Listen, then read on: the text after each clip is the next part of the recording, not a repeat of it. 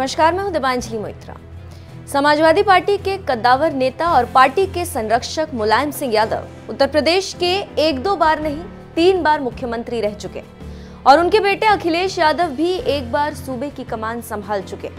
लेकिन इसके बावजूद काम के मामले में यूपी की सत्ता संभाल रहे सीएम योगी को न तो मुलायम सिंह टक्कर दे पा रहे हैं और न ही अखिलेश यादव। ये बात किसी और ने नहीं, खुद मुलायम सिंह यादव की छोटी बहू अपर्णा यादव ने कही।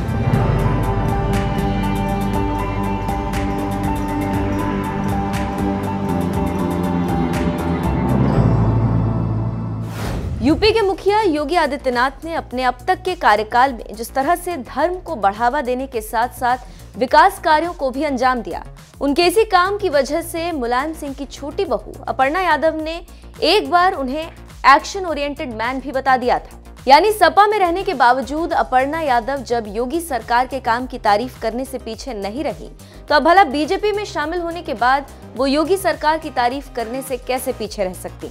यही वजह है कि बीजेपी में शामिल होने के बाद न्यूज चैनल टीवी 9 को दिए एक इंटरव्यू में उन्होंने योगी सरकार की इस कदर तारीफ कर दी कि उनकी तारीफ के आगे मुलायम सिंह और अखिलेश सरकार का कद भी बौना नजर आने लगा। उन्होंने सबसे पहले सीएम योगी की तारीफ करते हुए कहा, आदरणीय महाराज जी से मुझे बहुत कुछ सीखने को मिलता है। इन्होंने अपने अतीत को नहीं छोड़ा। यानी महाराज अवैधनाथ जी के डायरेक्शन में जो राम मंदिर का आंदोलन शुरू हुआ था, वो आज योगी सरकार में पूरा हो रहा है। मैं हिंदू राष्ट्र में हिंदी बोलने वाली व्यक्ति हूँ। ये बहुत ही जरूरी था कि राम मंदिर बने। ये सभी ने देखा था कि मैंने इसके लिए चंदा भी दिया था। योगी सरकार में मंदिर निर्माण के साथ ही मेडिकल कॉलेज के निर्माण को लेकर भी उन्होंने सीएम योगी की तारीफ की और कहा कि सीएम योगी आज और कल दोनों को लेकर चल रहे हैं। इस इंटरव्यू में उन्होंने कहा, सीएम योगी आज कल के लिए मेडिकल कॉलेज बनवा रहे हैं। तात्पर्य कि योगी आदित्यनाथ ने न अपने अतीत को छोड़ा है और न आने वाले कल को छोड़ा।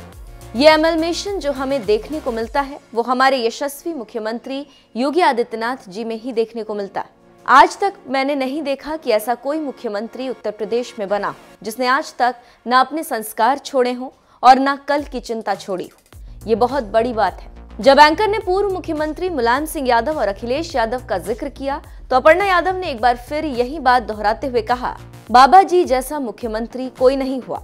अपर्णा यादव ने योगी सरकार के काम गिनवाते हुए कहा, उन्होंने प्रदेश में 27 मेडिकल कॉलेज दिए, 29 पॉलिटेक्निक कॉलेज दिए। कोविड के इस दौर में जब पूरा विश्व चरमरा गया है, वहीं उत्तर प्रदेश में बाबा जी ने पॉलिटेक्निक कॉलेज का निर्माण करवाया, जो ये दिखाता है कि वो शिक्षा पर फोकस कर रहे हैं।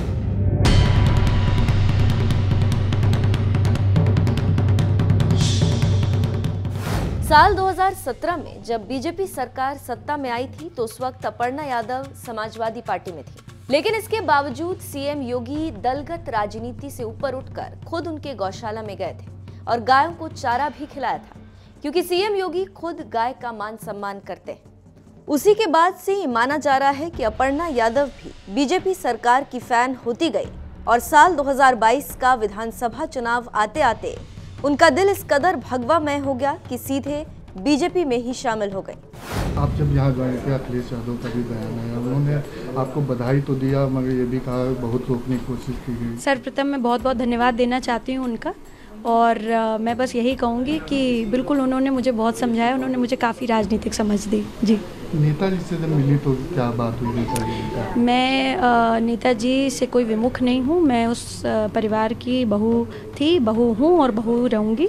और किसी भी बहू का कर्तव्य है कि कोई भी अच्छा काम करे तो ज़रूर अपने बड़ों का आशीर्वाद लेना चाहिए। और नेताजी मेरे लिए ससुर जी भी हैं, पिता तुल्य भी हैं, पिता हैं।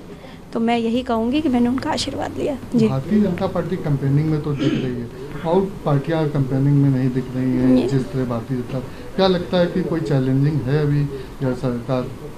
देखिए, भारतीय जनता पार्टी ही फिर से सरकार बनाएगी, ये मुझे दृढ़ विश्वास है और ये हमारा संकल्प है। हम सारी महिलाओं का, जितनी भी थी आज, चाहे अदिति सिंह हो, चाहे प्रियंका मौर्य जी हों, चाहे संयुक्ता भाटिया जी हों, मैं हूँ, और भी जितनी भी प्रदेश की सारी महिलाएं आज आई थी। हमारा ये संकल्प है कि हम भारतीय जनता पार्टी फिर से लेकर के आएंगे।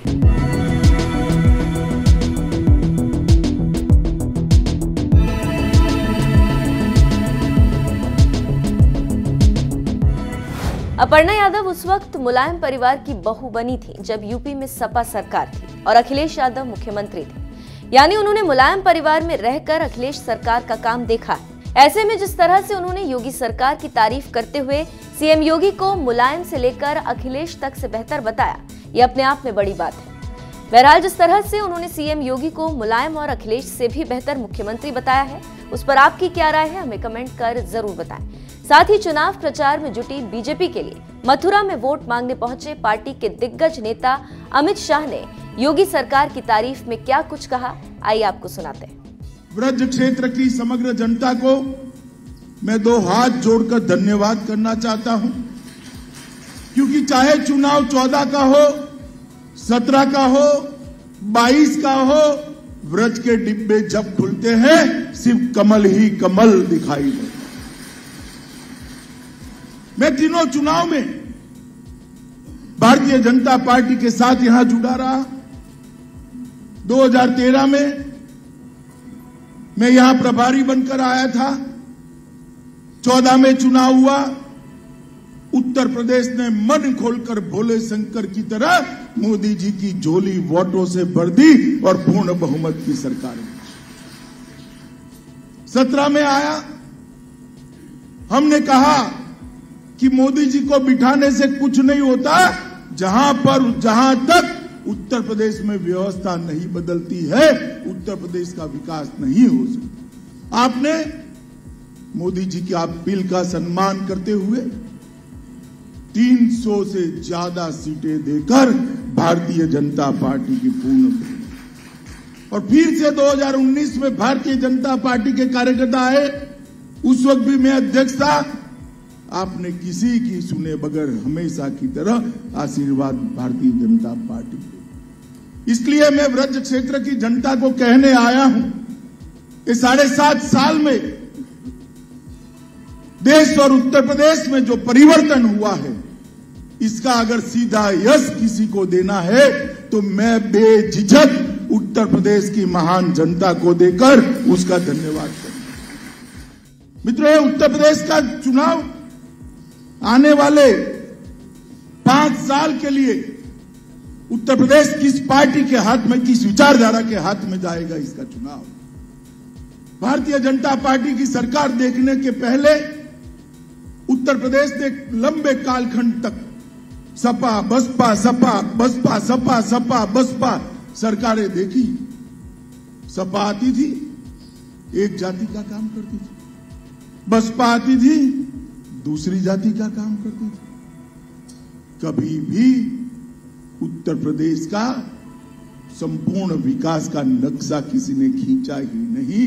ये तो नरेंद्र मोदी जी के प्रधानमंत्री बनने के बाद, योगी आदित्यनाथ के मुख्यमंत्री बनने के बाद सबका साथ, सबका विश्वास और सबका विकास का सूत्र है। ये जो सरकार है भारतीय जनता पार्टी की, ये सरकार जो भारतीय जनता पार्टी की है, वो किसी एक जाति की नहीं, संपूर्ण समाज की। आपने 2017 में ही जातिवाद, परिवारवाद और तुष्टीकरण के आधार पर राज करने वाली पार्टियों को दरकिनार कर दिया। आप मुझे बताइए, राजनीति के अंदर जातिवाद और परिवारवाद होना चाहिए क्या? होना चाहिए। राजनीति के अंदर अपनी वोट बैंक का तुष्टीकरण करने के लिए सारे समाज को दरकिनार कर आगे बढ़ना ठीक है क्या? मित्रों, ये सरकारें चली, जातिवाद परिवारवाद के लिए चली, तुष्टीकरण के आधार पर चली, और भ्रष्टाचार का यहां चारों ओर बोलबाला था। मैं आपको पूछना चाहता हूं, 7.5 साल से मोदी जी की सरकार है, राहुल बाबा भी भ्रष्टाचार का आरोप नहीं लगा सकते? लगा सकते हैं क्या? लगा सकते हैं क्या? 5 साल हो गए योगी सरकार को। अखिलेश बाबू, नोटों की ढेर निकलते हैं आपके लोगों के यहां से। भारतीय जनता पार्टी भ्रष्टाचार का कोई आरोप नहीं लगा। हमने पारदर्शी सरकार देने का काम किया है।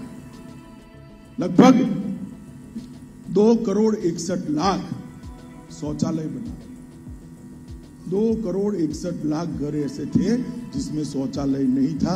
मित्रों, वो परिवार की महिलाओं की स्थिति की आप कल्पना करते हैं। इसलिए उत्तर प्रदेश में शौचालय को इज्जत घर नाम दिया है, जिसने महिलाओं का सम्मान बढ़ाने का काम किया है। आजादी के 70 साल के बाद वो मां, बहन, बेटी शर्मसार होती थी। आज मोदी जी ने ये 2,61,00,000 परिवारों की 10 करोड़ बहनों को, भाइयों को आज शौचालय देकर उनका सम्मान करना के काम किया। मातृवंदना योजना में 40 लाख लोगों को लाभान्वित किया गया। 1,41,00,000 घर ऐसे थे जिसमें आजादी के 70 साल के बाद बिजली नहीं। अब ये कहते हैं हम मुफ्त बिजली देंगे। अरे भाई अखिलेश, आप तो बिजली ही नहीं दे पाएंगे, मुफ्त की क्या बात करते हो आप? जो बिजली नहीं दे पाया वो मुफ्त दे सकता है क्या? बताओ भाई, दे सकता है क्या? 1,41,00,000 घरों को निःशुल्क विद्युत देने का काम श्रीकांत शर्मा के नेतृत्व में भारतीय जनता पार्टी की सरकार ने। स्वनिधि योजना में 8,80,000 रेहड़ी पटरी वाले भाइयों को मोदी जी ने लोन देकर उनके जीवन को कोरोना काल में पटरी पर चढ़ाने का काम